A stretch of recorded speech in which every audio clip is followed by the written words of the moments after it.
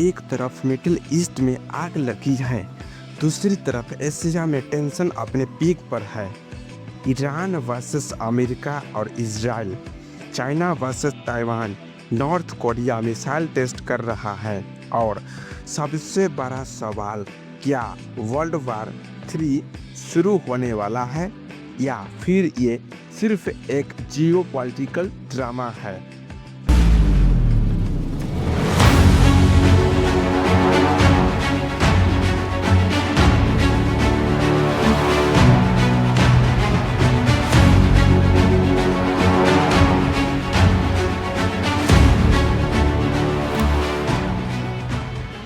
ये समझते हैं इस वीडियो में सब कुछ शुरू होता है मिडिल ईस्ट से। दोस्तों, ईरान और इजराइल के बीच दुश्मनी कोई नई नहीं है। अमेरिका हमेशा इजराइल को सपोर्ट करता है। तो आइए समझते हैं ताज़ा खबर क्या है। रिसेंटली एस्केलेशन, इजराइल ने ईरान के न्यूक्लियर और मिलिट्री टारगेट पर स्ट्राइक किया है। अमेरिका ने भी इनडायरेक्टली सपोर्ट किया इजराइल को। ईरान ने जवाब में मिसाइल और ड्रोन्स लॉन्च किए। ये वार अब प्रॉक्सी वार से डायरेक्ट कॉन्फ्रंटेशन बन रहा है। Geopolitical impact, Gulf countries, UAE, Saudi Arabia, Qatar region tension में है। ऑयल सप्लाई रिस्क में, पेट्रोल प्राइस बढ़ सकता है। ग्लोबल इकोनॉमिक इम्पैक्ट बहुत पड़ेगा गाइस। एक छोटी सी वार भी दुनिया की इकोनॉमिक हिला सकती है और यहाँ तो मल्टीपल कंट्रीज इन्वॉल्व हो रही है। आइए समझते हैं इसका हिडन एंगल। ईरान अकेला नहीं है, उसके पास प्रॉक्सी ग्रुप्स हैं जैसे हिजबुल्लाह, हुतीज। ये ग्रुप्स अलग अलग कंट्रीज में अटैक करते हैं।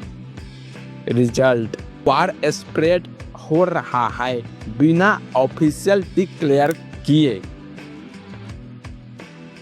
तो क्या वर्ल्ड वार का कंडीशंस। अब समझते हैं वर्ल्ड वार 3 होता कैसे है। हिस्टोरी से एग्जाम्पल लेते हैं। वर्ल्ड वार 1 शुरू हुआ था, अलायंस की वजह से ग्लोबल वार बना। World war 2, multiple super power direct involve हुए। 3 सिग्नल, वर्ल्ड वार के 3 signal. Super power direct fight करें, अलायंस एक्टिव हो जाए, वार मल्टीपल कंट्रीज में स्प्रेड हो। तो आइए समझते हैं current situation analysis. Guys, America involved है ऑलरेडी, इजराइल इन्वॉल्व्ड है, ईरान इन्वॉल्व्ड है। चाइना तो डायरेक्ट इन्वॉल्व नहीं है। रसिया फुल स्केल एंट्री नहीं है। रसिया तो खुद बिजी है यूक्रेन और रूस के वार में। कंक्लूजन, अभी सिचुएशन डेंजरस है, लेकिन ऑफिशियल वर्ल्ड वार 3 नहीं हुआ है। अब समझते हैं सबसे इम्पोर्टेंट ट्रिगर को गाइस। चाइना वर्सेस ताइवान सबसे बड़ा ट्रिगर। अब आते हैं दुनिया के सबसे डेंजरस फ्लैश पॉइंट पर। चीन ताइवान को अपना हिस्सा मानता है। ताइवान खुद को इंडिपेंडेंट मानता है। क्यों इम्पोर्टेंट है ताइवान? वर्ल्ड का मोस्ट एडवांस चिप प्रोडक्शन यहीं से होता है गाइज। टेक्नोलॉजी इंडस्ट्री इस पर डिपेंड है। आपको पता है गाइज कि चिप जो है हम लोगों का फ़ोन से लेकर के वॉशर मशीन से लेकर के कंप्यूटर से लेकर के सब चीज़ में यूज होता है, इसीलिए इसका डिमांड बहुत ज़्यादा है। और चाइना जो है ये ताइवान को हथियाना चाहता है वन पॉलिसी चाइना के तहत। अगर वार हुआ तो अमेरिका ताइवान को डिफेंस करेगा, चीन डायरेक्ट फाइट करेगा, जापान भी इन्वॉल्व हो सकता है। ये एक ऐसी कन्फ्लिक्ट होगा जो सीधा वर्ल्ड वार 3 बन सकता है। North Korea factor. गाइस, आप लोग सबको पता है कि नॉर्थ कोरिया जो है रूस और चाइना की तरफ से फाइट करता है। अब नॉर्थ कोरिया की entry. North Korea regular missile test करता है। जापान और साउथ कोरिया हमेशा अलर्ट रहते हैं बिकॉज नॉर्थ कोरिया जो है एक न्यूक्लियर सुपर पावर है गाइज। डेंजर क्या है? नॉर्थ कोरिया न्यूक्लियर वेपन रखता है। अगर यहाँ वार हुआ अमेरिका डायरेक्ट एंट्री करेगा।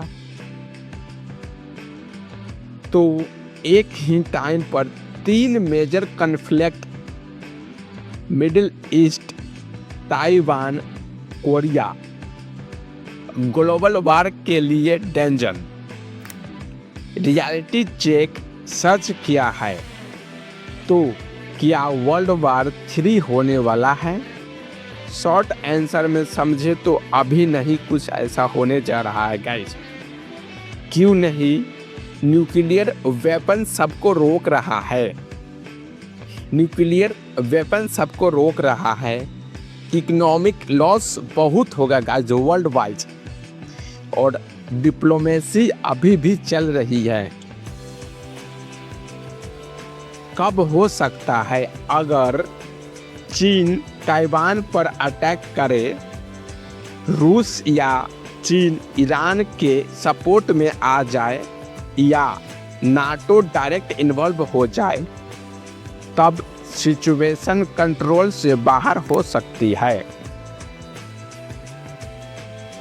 दुनिया एक ऐसी मोड़ पर खड़ी है जहां से एक गलती सब कुछ बदल सकती है। वार कभी भी सलूशन नहीं हो सकता, लेकिन हिस्टोरी बार बार रिपीट होती है। अब आप क्या सोचते हैं? क्या वर्ल्ड वार 3 होने वाला है? कमेंट में ज़रूर बताएं, और चैनल पे न्यू आए हो तो प्लीज़ चैनल को सब्सक्राइब करें, वीडियो को लाइक करें, कमेंट करें, शेयर करें। मिलते हैं नेक्स्ट वीडियो में, तब तक के लिए जय हिंद, जय भारत, वंदे मातरम।